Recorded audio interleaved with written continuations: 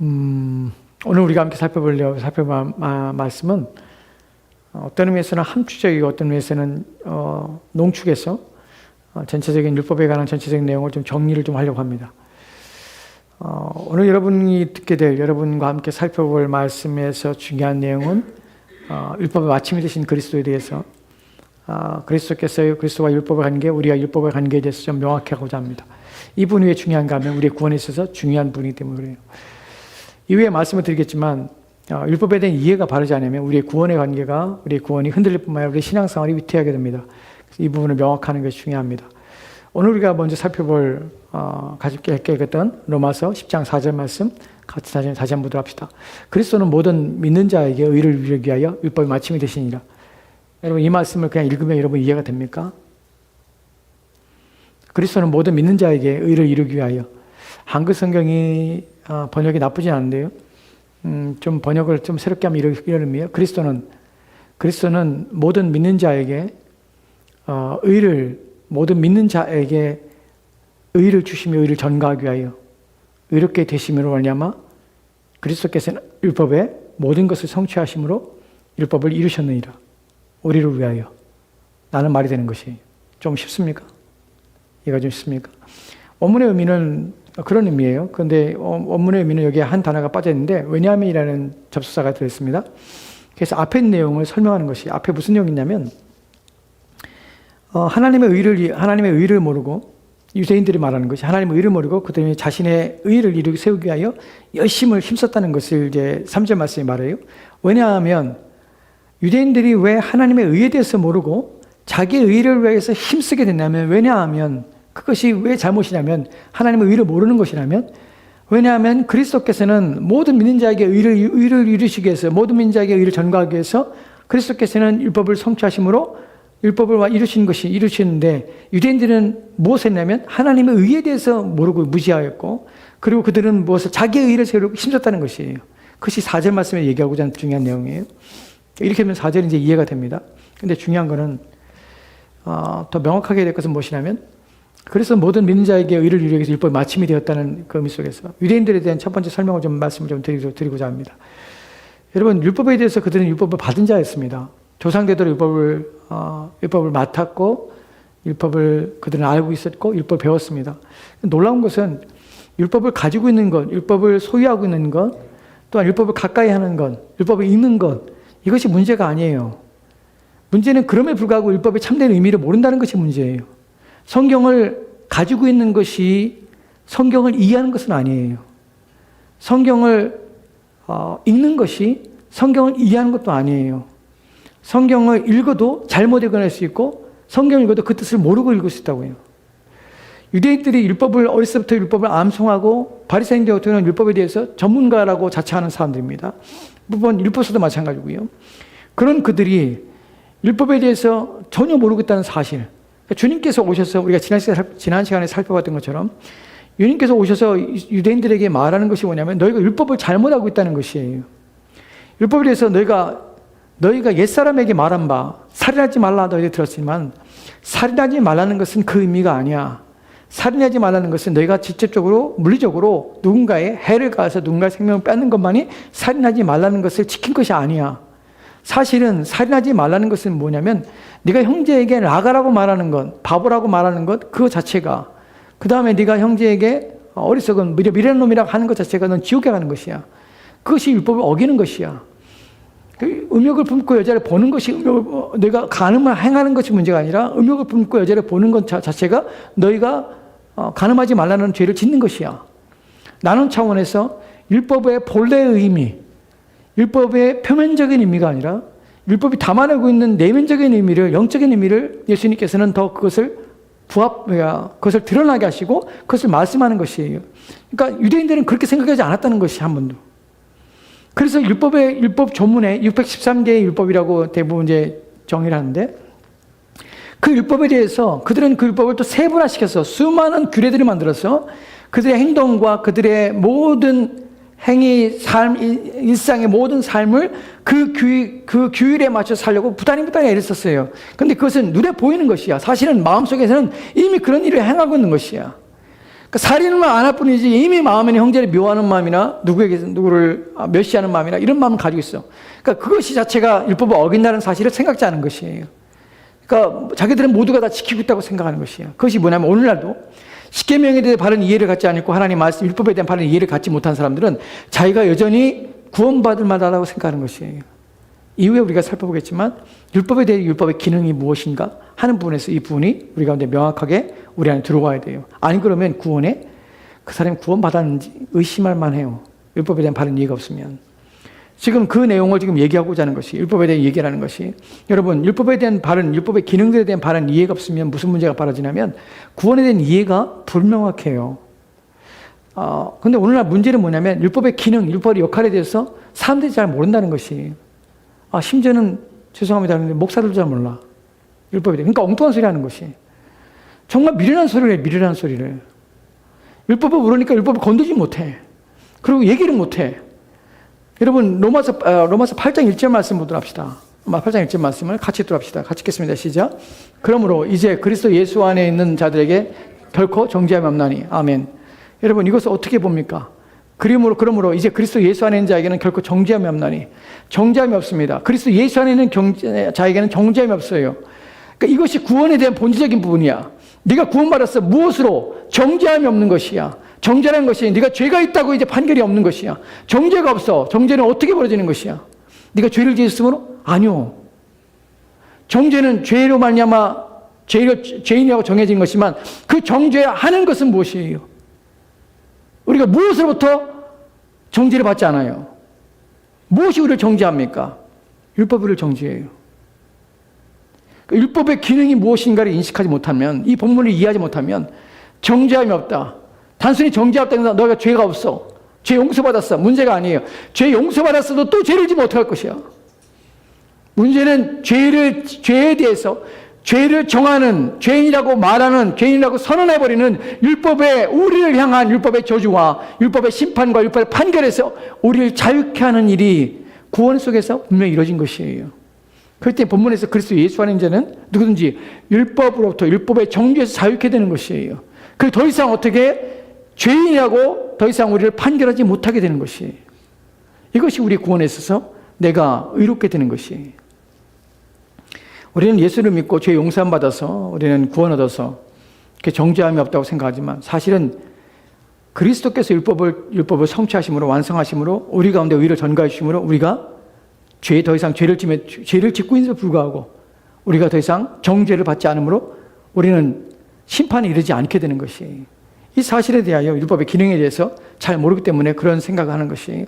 이런 본문이라든지 또 중요한 것은 또 이런 본문, 우리가 율법에 대해서 생각할 때에 고린도전서 15장에 56절 말씀에는 이렇게 기록된 것을 보게 되는데 다 다음일 거예요.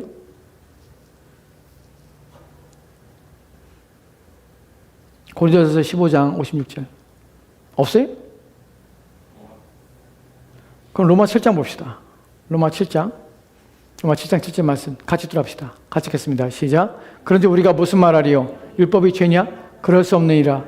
율법으로 말미암지 않고는 내가 죄를 알지 못하였으니 곧 율법이 탐내지 말라 하지 않았으면 내가 탐심을 알지 못하였으리라. 아멘. 그런데 우리가 무슨 말하리요? 율법이 죄냐?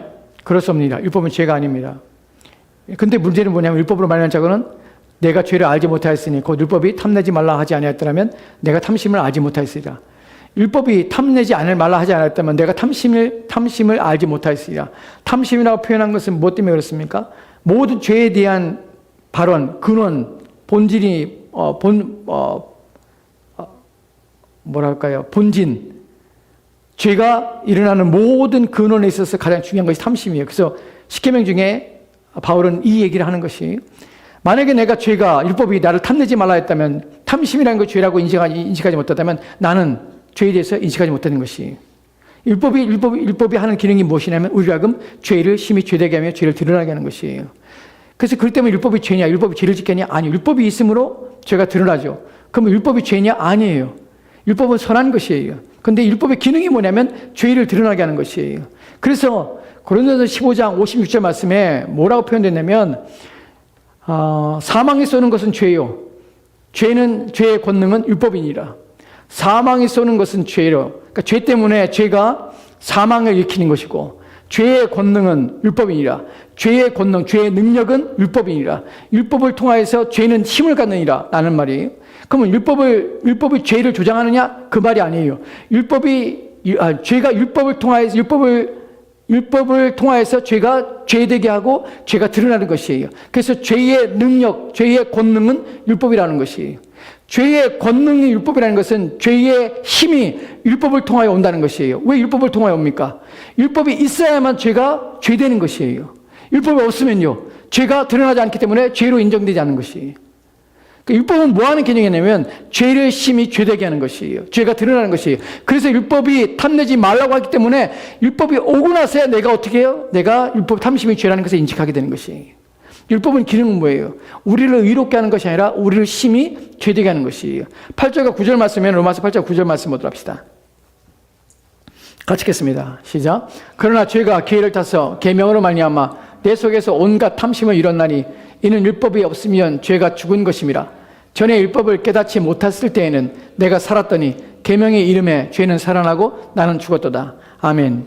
본문에서 죄가 기회를 타서 계명으로 말미암아 내 속에서 온갖 탐심을 이뤘나니, 죄가 계명을 통하여서 우리 마음에 하지 말라는 것을 부추기는 일들을 합니다. 죄가 계명을 통하여서. 이는 율법이 없으면 죄가 죽은 것이라. 율법이 없으면 죄가 죽죠. 죄가 왜 죽었습니까? 죄가 죽었다니 죄가 없다는 것이 아니에요. 율법이 없으면 죄가 드러나지 않는다는 것이, 나타나지 않아요. 왜냐하면 뭐가 죄인지를 모르기 때문에 그래요. 전에는 죄가 율법이 없으면 죄가 죽은 것이라. 전에 율법을 깨닫지 못했을 때는, 내가 깨닫지 못했을 때는, 알지 못했을 때는 내가 살아있습니다. 왜 살아있죠? 죄를 인식하지 못하는 것이에요. 그런데 율법이 이름에, 계명이 나한테 온 것이에요. 내가 깨닫게 된 것이에요. 하나님 율법을.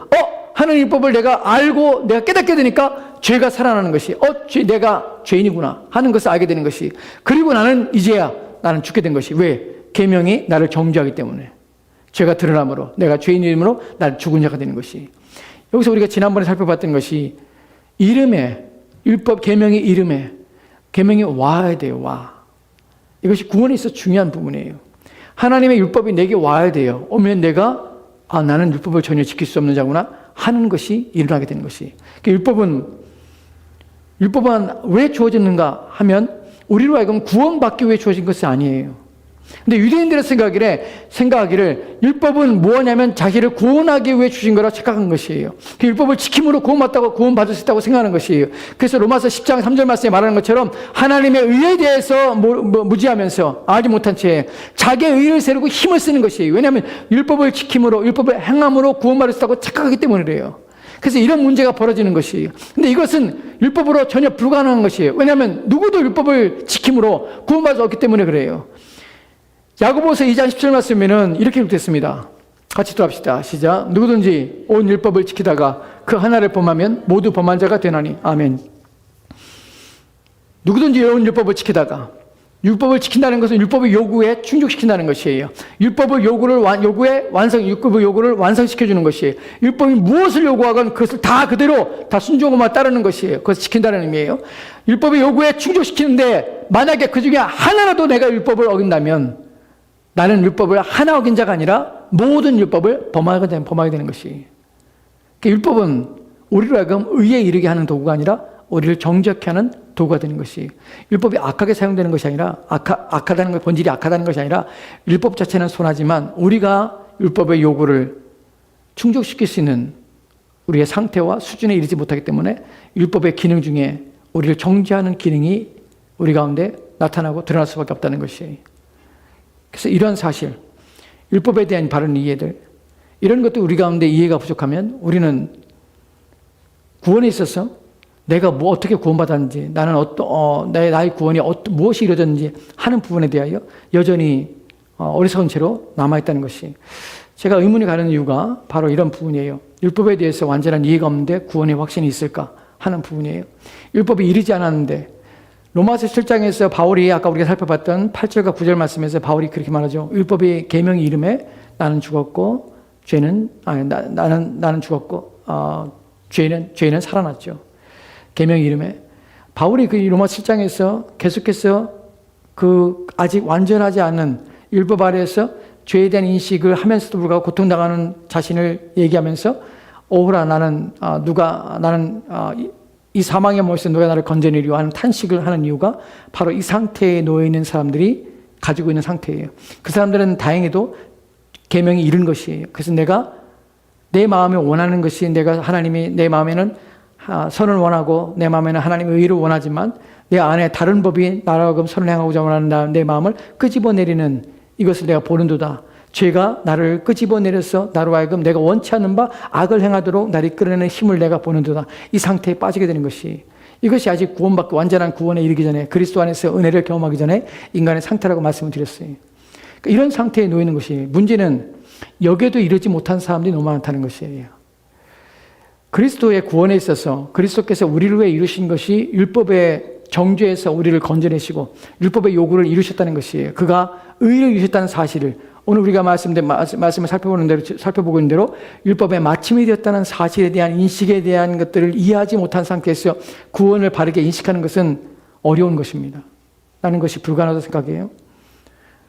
왜냐하면 우리가 믿는 믿음의 대상이 무엇이냐면 믿음이 무엇이냐면 내가 믿는다는 것은 그리스도를 믿는다는 것은 그분이 내가 받는 모든 정죄를 대신 짊어진 것이에요. 그 정죄는 무엇으로부터 오냐면 율법으로부터 오는 것이에요. 그 율법의 저주 아래서 나를 하여금 그리스도께서 십자가에 자를 죽으심으로 나를 그 정죄에서 나를 해방하신 것이에요. 그 나를 내가 자유케 된 것이에요.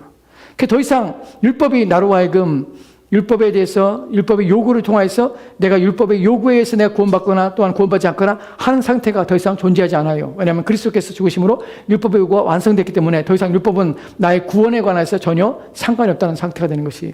그런데 문제는 무엇이냐면 이런 율법의 기능과 역할에 대해서 우리가 제대로 인식하지 못하기 때문에 우리로 하여금 어떤 극단에 빠지게 되냐면 하나는 율법 폐기론자의 주장에 가까운 생각을 하게 되는 것이에요. 또 한편은 어떤 생각을 하냐면 율법에 대해서 율법주의자, 율법을 지켜야만 구원받는 자꾸 율법주의자로 나가는 경향성이에요. 이 둘은 극단이에요. 잘못된 것이에요. 둘 다. 율법 폐기론자와 율법주의자와 주의자는 서로가 상극인 동시에 서로가 다 잘못된 것입니다. 어느 한편이 아니에요. 율법 폐기론자들은 이렇게 말하죠. 예수님께서 율법 마침이 되셨다. 그 율법을 다 예수님께 끝내버린 것이야. 더 이상 우리는 율법을 지킬 필요도 없고 율법에 대해서 자유해. 왜냐하면 정죄하지 않잖아. 더 이상 우리가 율법을 범한다고 해서 율법이 우리를 정죄하지 않아. 왜냐하면 주님께서 우리로 하여금 해방시켜준 것이야. 그럴 때 우리는 자유해. 그렇기 때문에 무율법주의가 되는 것이에요. 그 어떻게 내가 마음대로 살아도 구원은 취소되지 않아. 나는 극단으로 나가는 것이. 이것이 오늘날 많은 사람들을 방종케 하는 것이. 이것은 무엇에 대한 문제입니까? 율법에 대한 바른 이해, 구원에 대한 이해가 없다는 것이에요. 그렇기 때문에 이런 수준의 상태로 사람들이 그냥 내버려 두는 것이에요.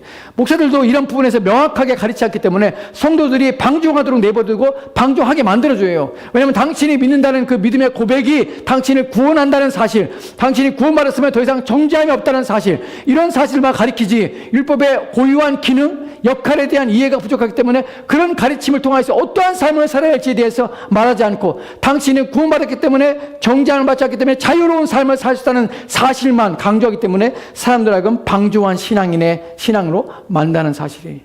이것이 크나큰 문제입니다.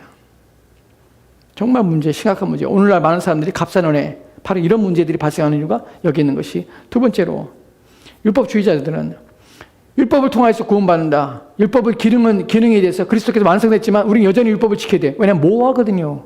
그들의 생각 속에 율법은 성경의 십계명도 우리가 고백하잖아요. 우리가 세례받을 때 십계명에 대해서 고백하고 지키겠습니까? 라고 물어요. 임시자들한테도 십계명에 대해서 물으며 고백하게 해요. 그런데 그건 율법이잖아. 그건 율법을 우리는 지켜야 돼. 여전히 우리는 지켜야 돼. 그러면 내가 율법을 지키는 것과 내 구원과 어떤 관계가 있냐는 것이에요. 내가 율법을 왜 지켜야지 나는 구원받았는데? 그럼 내가 율법을 지킨다는 것은 내가 의로와직인가? 아니면 내가 구원을 유지하는 것인가? 하는 오해라는 것이. 이게 안 클리어해요. 이게 명확하지 않기 때문에 사람들 마음속에 율법을 지키라는 것인지 말라는 것인지 또는 율법에 대해서 어떻게 하라는 건지 십계명에 대해서 지키라고 하면서 왜 지켜야지? 라는 부분에서 불명하기 때문에 서로 이런 부분에서 서로 건드리지 않고 얘기를 하지 않죠. 이것이 오늘날 사람들에게 혼동을 줍니다. 그게 무지함이죠. 무지함.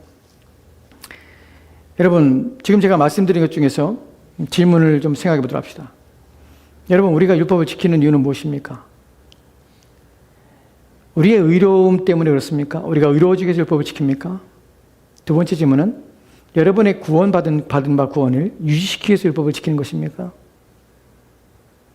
하는 부분이에요. 만약 그렇다면 성경 어디에서 이런 부분이 나옵니까? 라는 부분이죠. 성경 어디에서도 그리스도의 구원의 불충분성에 대해서 말하는 구절은 한 구절도 없습니다. 제가 말씀드린 불충분성. 그리스도의 구원은 충분합니다. 다른 어떤 것이 거기에 더해질 필요가 없는 것이에요. 네가 예수를 믿어도 구원받아. 그런데 불구하고 율법을 지켜야만 구원받아. 라는 것은 예수님의 구원이 불충분하다는 것이에요. 너의 행위가 너의 구원을 만들어가는 것이야. 라고 얘기하는 것은 내 구원이 나의 행위에 달려있다는 것을, 그것이 퍼센티가 얼마든지 구원이 그리스도에게 달려있다는 사실을 부인하게 하는 것이에요. 누가 그렇습니까? 제시 안식일께서 가리키는 것이죠. 예수를 믿고 구원받습니다. 예수를 믿어야 구원받습니다. 그런데 안식일을 지켜야 합니다. 그런데 구약의 계명들의 율법을 지켜야 됩니다. 안 지키면요. 안 지키면 안 돼요. 그럼 내가 예수 믿음으로 구원받습니까? 맞습니다. 근데 율법 왜 지켜야죠? 그것도 지켜야 돼요. 그러니까 두 개를 다 지켜야 되는 것이에요. 그래야 구원받는 것이에요. 그렇다면 예수님의 구원에, 예수님이 십자가에 이루신 그 구원은 완전하지 않은 것이에요. 불완전하죠. 무엇이 더해져야 됩니까? 나의 순종, 나의 헌신, 나의 의로움이 거기에 첨가되어야만 나의 구원이 완성되는 것이에요. 그러면 여러분, 예수님의 구원은 완전합니까? 아니요. 그렇지 않아요. 예수님의 구원은 누구에 달렸습니까? 나의 순종에 달리는 것이에요. 그럼 어떻게 예수님의 구원이 완전하다고 얘기할 수 있습니까? 그것은 예수님의 구원을 모독하는 것이 악한 것이에요. 그리고 그것은 성경을 왜곡하는 것뿐만 아니라 이단 사상이에요. 예수님의 구원은 충족합니다. 그 어떤 것도 더해질 필요가 없는 것이에요. 그러면 우리의 율법에 대해서 우리는 어떤 의미냐, 왜 우리는 율법을 지켜야 되는가, 지키지 말아야 되는가 하는 부분에 대해서 여러분은 그동안 가르침을 받아서 그 내용을 좀 이해하시고 계실지 모르겠지만 그 부분을 좀 설명을 드릴게요. 다시 로마서 10장 4절 말씀 보도록 합시다. 그리스도는 모든 믿는 자에게 의를 이루게 하기 위해서 율법이 마침이 되니라. 지금 중요한 내용을 하고 있어요. 율법에 대해서 나는 어떻게 율법을 지키느냐, 왜 지켜야 되는가 하는 부분이에요. 내가 의로워지기 위해서냐, 나의 구원을 계속해서 유지시키기 위하냐 하는 부분이에요. 또한 율법의 기능 부분이에요. 율법이 그리스도께서 완성히 이뤘다는 것이 의미가 무엇인지를 살펴보는 것이에요. 모든 믿는 자에게 의를 이루기 위해서 의를 위해서 율법이 마침이 되시냐. 이 말은 모든 믿는 자들을 위하여 그들에게 어떻게 의를 이루기 위해서, 그들에게 의를 전가시켜주기 위해서, 그들을 의롭게 하기 위해서 율법이 마침이 되셨느냐. 주님께서는 이 땅에 오신 목적과 그분이 행하신 모든 것들이 율법의 요구에 충족시키기 위해서 그렇다는 것이에요. 율법을 마침이 된 것이에요.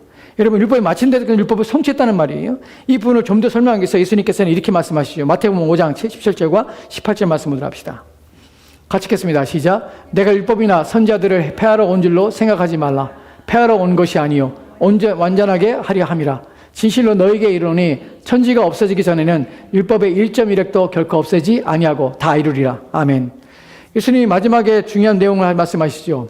율법의 1.1획도 결코 없애지 아니하고 다 이루리라. 언제가 천지가 없어지기 전에는 율법의 1.1획도 획 하나도 가감 없이 모든 것이 다 완전히 이루어지리라. 사실 이 부분에 대해서는 얘기를 해요. 그러면서 그 율법을 지켜야 된다고 얘기를 해요. 율법을 지켜야 됩니다. 그러면 내가 율법을 지키는 것이 무엇 때문입니까? 구원을 위한 것입니까? 당신이 율법을 안 지키면 어떻게 됩니까? 율법을 안 지키면 당신은 구원받지 못한 것이죠. 당신은 구원받지 못합니다. 라고 얘기하는 것이. 그럼 율법을 지켜야 구원받는 것입니까? 아니요. 믿음으로 구원받아요. 그럼 내가 믿음으로 구원받는데 율법이 왜 필요합니까? 그래도 그것도 해야 돼. 왜냐하면 불분명하거든요. 이 부분에서 사람들이 인식하지 못하거든요. 그 관계가 어떤지를. 그걸 사람들이 몰라요. 문제는 그걸 모른다는 것은 무엇이냐면 그리스도께서 율법이 마침이 된다는 사실. 그리스도께서 이루신 구원에 대해서 사람들이 모르고 있는 것이에요. 그분이 무엇을 왜 죽으셨는지, 그분이 죽으심이 나에게 어떤 관계가 있는지, 그것은 무엇에 대한 내용이냐? 우리의 믿음에 대한 내용이에요. 믿음의 본질이에요. 내가 무엇을 믿는 것입니까? 그리스도께서 나를 위해서 성취하신 그 모든 걸 믿는 것이에요. 내 믿음은. 믿음은 내용을 가지고 있어요. 그 내용은 그리스도가 행하신 모든 것들이에요. 거기 성취하신 모든 것들이 내게 적용되는 것이, 나는 그것을 믿는 것이에요. 그래서 구원받는 것이에요. 근데 내가 그 사실을 몰라. 그것이 무엇인지 명확하지 않아. 그럼 나의 구원이 확실한가? 난 구원받았나? 하는 부분에 뭘 믿고 내가 무엇을 믿는 것인가? 하는 부분에 대해서 의문을 가져야 될 것이에요. 예수님께서 말씀합니다. 내가 율법이나 선지자를 폐하러 온 줄 생각하지 말라. 폐하러 온 것이 아니라 완전하게 하려니라. 완전하게 하려는 것은 그 모든 것의 요구를 성취하신다는 것이에요. 주님께서는 율법을 완전하게 오신 것이에요. 율법을 폐하신 것이 아니에요. 완전하게 오신 것이에요. 지금도 지켜야 됩니까? 예, 지켜야 됩니다. 완전하게 하신 것이에요. 그 다음에 그 요구가 지금도 우리 가운데 필요한 것이에요. 완전하게 하시는 것은 그것을 성취하시는 것이에요. 주님께서는 이 땅에 계시는 동안에 그리스도께서는 모든 율법에 대해서 다 순종하셨고 그 모든 걸 이루신 것이에요. 율법의 요구에 대해서 충족시키신 것이에요. 그래서 완성하신 것이에요. 우리가 그 사실에 대하여 그분의 사역 속에서 우리는 이런 부분을 보게 됩니다. 마태복음 3장 15절 말씀인데요. 같이 들어갑시다. 그 다음에 마태복음 없어요? 3장 15절이요. 15장이 아니라 3장 15절. 같이 들어갑시다. 같이 읽겠습니다. 시작. 예수께서 대답하여 이르시되 이제 허락하라. 우리가 이와 같이 하여 모든 의를 이루는 것이 합당하니라 하시니 이에 요한이 허락하는지라. 아멘. 우리가 지난 시간에 2전인가 3전에 제가 말씀드렸죠. 예수님의 과거의 세례와 예수님의 시험당함에 대해서 말씀을 드렸습니다. 3주전인가 4주전에 말씀드렸죠. 그 내용 속에서 우리가 살펴봤던 내용이에요. 예수께서 대답하여 이르시되 이제 허락하라. 세례요한에게 말하는 것이 우리가 이와 같이 하여 모든 일을 이루는 것이 합당하니라 하시니 이에 요한이 허락하는지라. 요한이 예수님이 왔을 때 세례받으러 오실 때 예수님께 그렇게 말하죠. 내가 당신에게 세례를 받았는데 당신 내게 오시면 어찌입니까? 라고 말하는 것이. 왜요? 요한의 세례는 무엇입니까? 회개하는 세례예요. 회개케 하는 세례예요. 예수님은 죄가 없어요. 그래서 세례를 받을 필요가 없는 것이야. 근데 당신이 내게 오시면 어찌입니까? 내가 당신에게 세례를 받아야 되는데. 요한은 자신이 죄인인 줄 알았어요. 당신에게 세례를 받아야 됩니다. 근데 예수님께서 이제 이렇게 말합니다. 이제 허락하라. 우리가 이와 같이 하여서 모든 의를 이루는 것이 합당하니라 하시니 이에 요한이 허락하니라. 예수님의 세례는 무엇을 의미합니까? 그분이 사람이 되신 것이에요. 하나님의 율법 아래 있고 율법을 지킬 자로서 하나님 앞에 세워진 것이에요. 그것을 자신의 세례 받음을 해서 모든 의를 이루는 것이 본인이 이룰 그 모든 일에서 내가 사람으로서 모든 사람을 위하여 사람을 됨으로 말미암아 모든 율법의 요구를 내가 충족시키고 만족시켜야 될 사람의 자리에 서서 내가 사람이 됨으로 말미암아 모든 율법의 요구에 순종함으로 내가 이룬 율법의 요구를 만족시키는 그 일을 가지고 그 일로 모든 사람을 위롭게 하는 그 일들을 내가 이제 시행하며 그래서 공적인 사역이 여기서 시작되는 것이.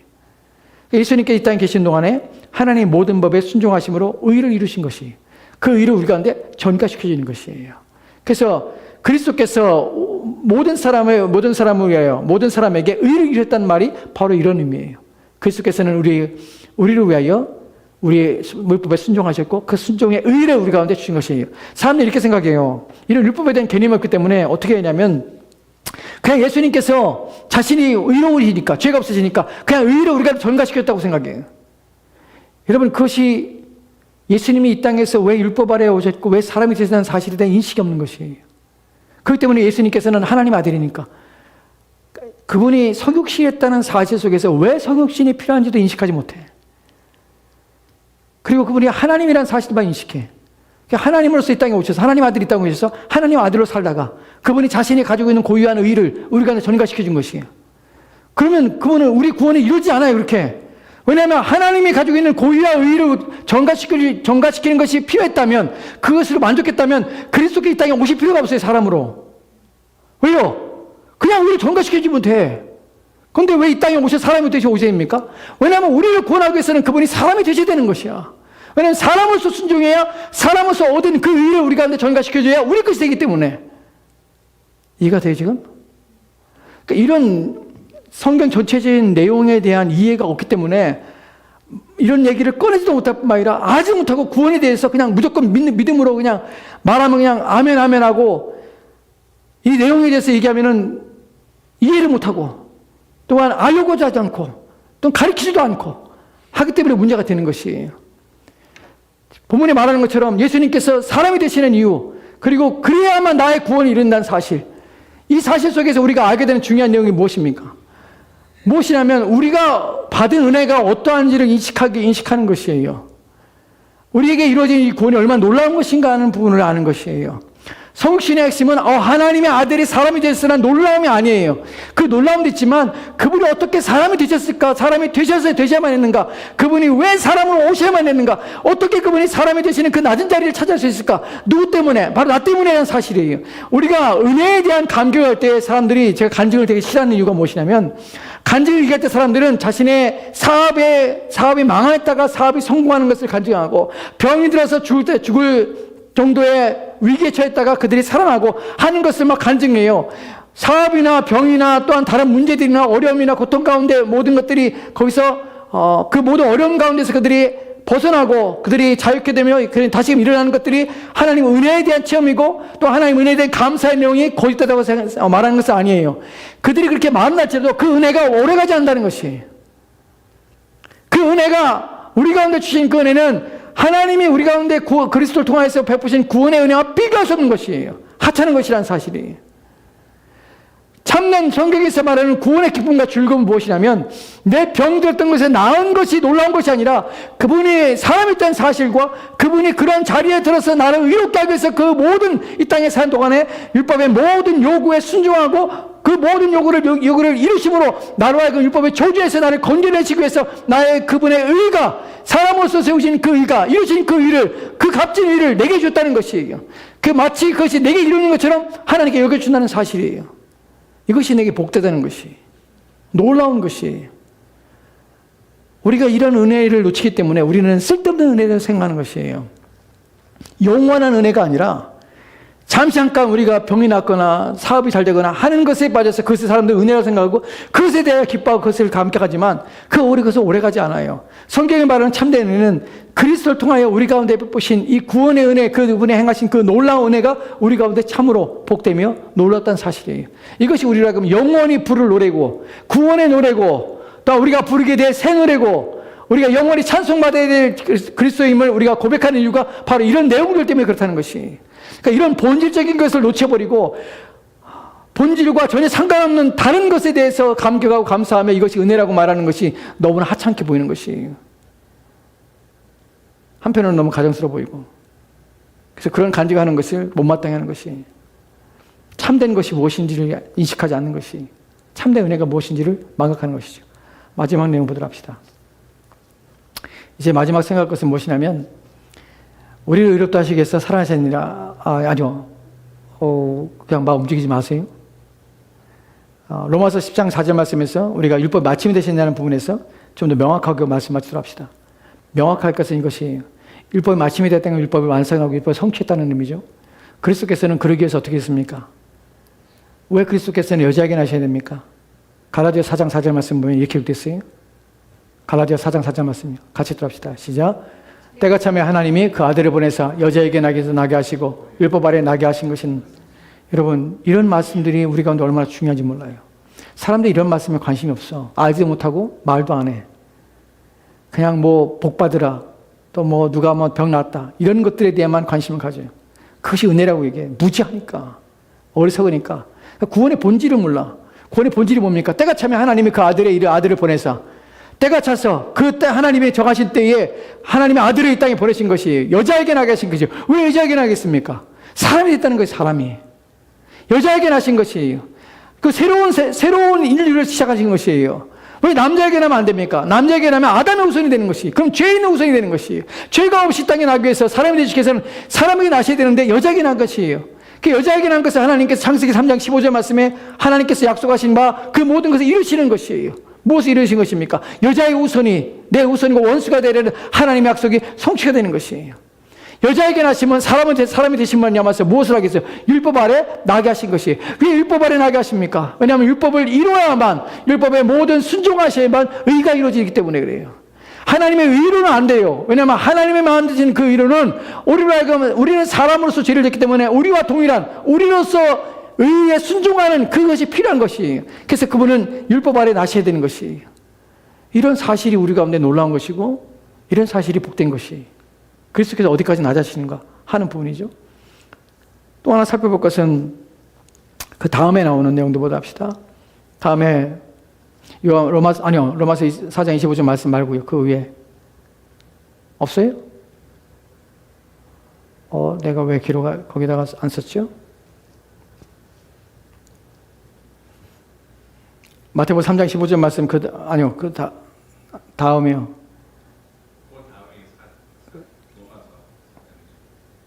그래요? 근데 하나 더 있는데 갑자기 생각이 안 나네.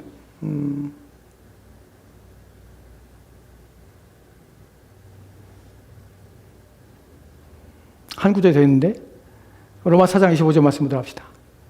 같이 들어갑시다. 같이 읽겠습니다. 시작. 예수는 우리와 범죄한 것 때문에 내줌이 되고 또한 우리를 의롭다 하기 위하여 살아나셨느니라. 아멘. 본문에 보면은 예수님께서 우리가 범죄한 것 때문에 내줌이 되고 또한 우리를 의롭다 하시기 위해 살아나셨느냐라고 말씀합니다.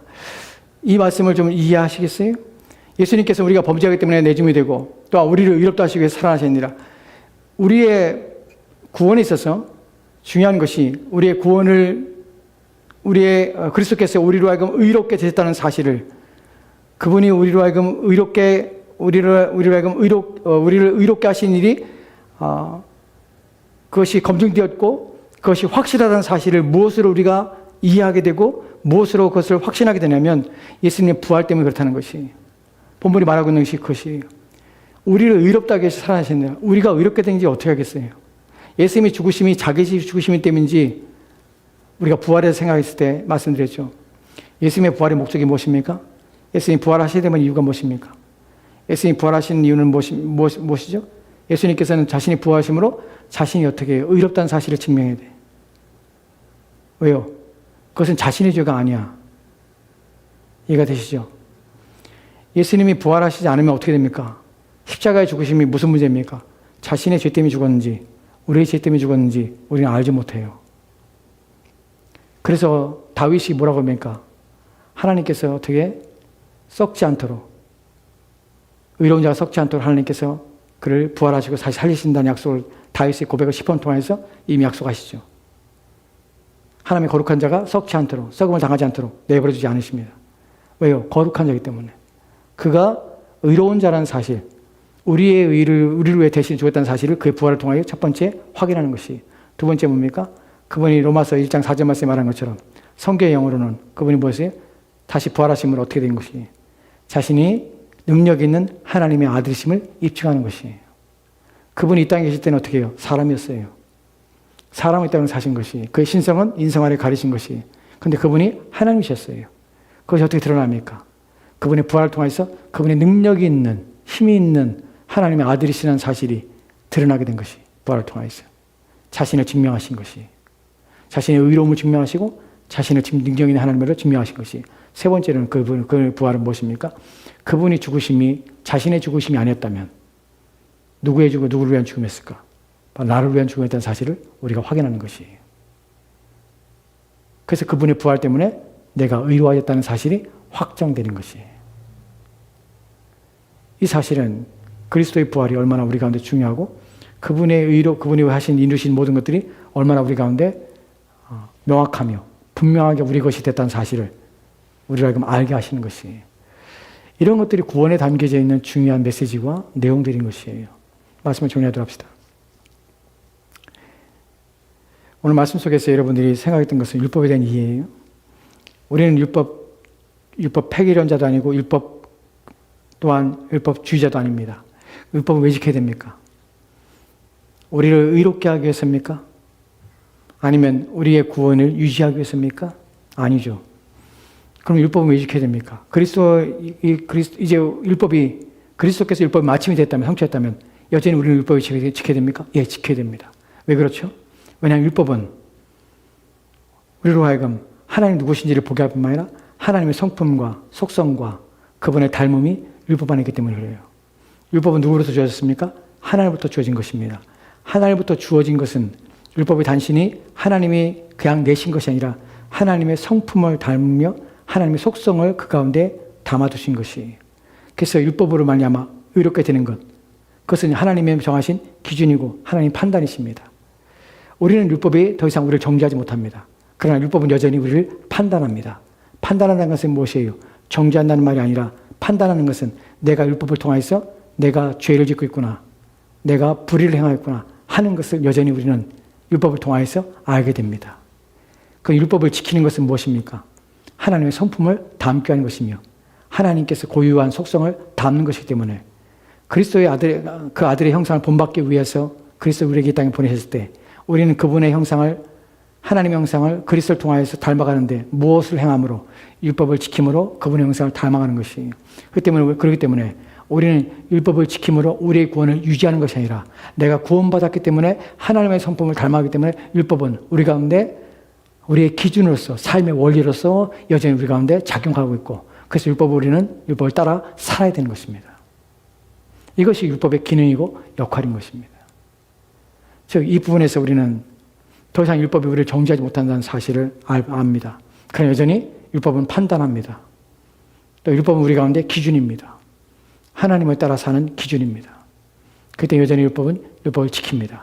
그렇기 때문에 우리는 율법의 폐기론자들, 율법주의자들을 배격합니다. 우리는 믿음으로 구원받습니다. 율법을 지키지 않으면 구원받지 못합니까? 아니요. 율법을 구원받았기 때문에 율법을 반드시 지킵니다. 참된 구원에 이른 사람은, 참된 중생한 사람은 하나님의 법을 사랑하게 됩니다. 왜냐하면 그분을 닮는 것이기 때문에 그렇습니다.